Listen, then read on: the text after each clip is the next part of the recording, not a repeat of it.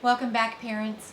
In this video, I want to give you some examples of how the heart-to-heart connection technique works in real life so that you can we can walk through some scenarios and you can get a feel for what this is going to look like when you go to use it with your children. So the first example, I gave you one example in one of the videos about my daughter and the band trip. So that was a really good example of how it works with a teenager because they need less help. They do a lot of the process themselves, and even young kids do. But in that situation, I had picked her up from school one day, and she was heavily involved in the band and had been for years. And as a junior, you know, they're all different grade levels, freshmen through seniors, but they're one unit, and they march together, and they go to competitions together, and they create very tight bond as a unit. And so every other year they went on a band trip, and she was a junior, so it was her only chance to go because they only did it every other year. She decided not to go, mostly just because of the expense, and she had some other things she was saving money for. And she and I had talked about it, and I supported her in that decision not to go. Well, the day the band trip came, and I wasn't keeping track of that because she wasn't going, and I went to pick her up from school that day, and she jumped in the back of the car, and if I hadn't really been attentive, this probably would have never happened, and she would have just, it would have all just been stuffed. But I just kind of noticed she wasn't exactly herself, and she seemed just a little bit off. And I said, "Is something wrong?" And the floodgates opened up, and she just started bawling and saying how everyone left on the trip today. And she realized that a lot of her senior friends, this would have been a great time to spend with them before they graduated, and she didn't see them anymore. And she just went on, and I just sat there stunned. I felt really bad because I had supported her in that decision. And I just listened, and I let her talk it out. And, she really went through the whole process herself. The only thing I said was, "Oh, honey, I'm so sorry. That must be really difficult for you." But before it was over with, she'd kind of worked, the feeling played out. A minute and a half can be a long time when you're sitting there watching your child be upset, but she kind of got over it. She got it off her chest. She got, we say we all need to vent and get it out. So she was able to do that while I listened empathetically, and I just agreed with her that was a difficult thing to have to deal with. And I said, "I'm sorry, I encouraged you to make that decision, and but she just went on. She said, "Well, it's okay." And when it was all said and done, at that age, she was about 16 or 17, she was able to kind of, just say, "Well, que sera, sera. It's in the past. It's water under the bridge. Yes, I'm a little sad I didn't go. It was hard to watch them leave today.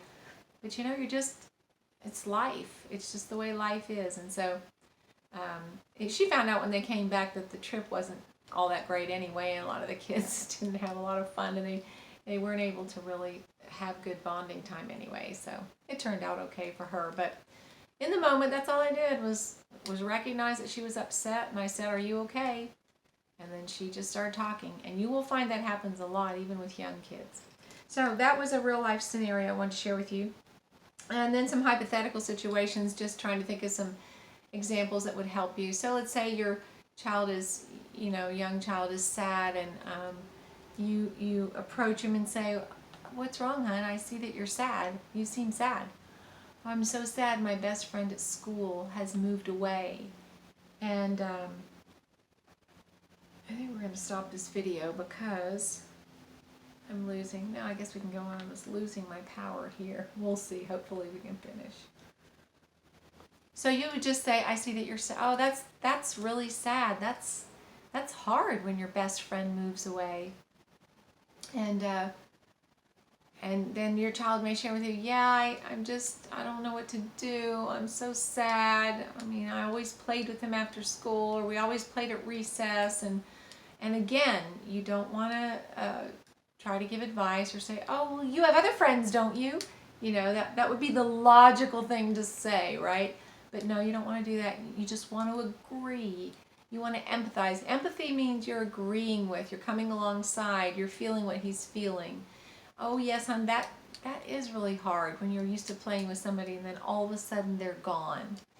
And then just let him talk it out. And then if you have, when he's done talking, if you feel like, maybe you experienced the same thing when you were young, and you can say, you know what, I know exactly how you feel because I experienced the same thing when I was in 4th grade. That's something I experienced actually as a child. My best friend moved away in about 4th grade and went to a different school. And we were in a private school, and her mom put her in public school, and I was devastated. So if you've experienced something similar, maybe not even the same situation, but the same emotion, you can say, oh honey, I know how hard that is. I felt that same way when. And that's it. Don't give advice. Don't, you can say, it helped me too. I mean, that's the only advice you want to give, is maybe if you say, it helped me just to remember the good times we had or something like that. But be careful about that. You don't have to do that. It can easily turn into or be received as advice, and that shuts down the whole emotional process. Let's see, another example. Oh, well, this is very common. You're in the store and your child wants something, a candy bar, a toy, and you say no, and they start to cry or complain or beg or whine. And normally we push back against that. We go, no, I said no. And we think that the more emphatic we are, the more that they'll receive that, but they don't. They escalate, right? We've talked about that. When you resist the emotion, it causes it to escalate, not decrease, but increase.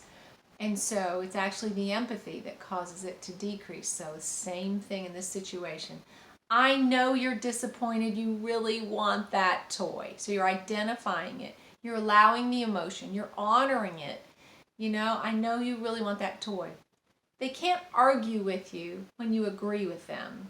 So you're just agreeing with how they feel. I know you're really disappointed. I'm sorry. I wish I could get you that toy today.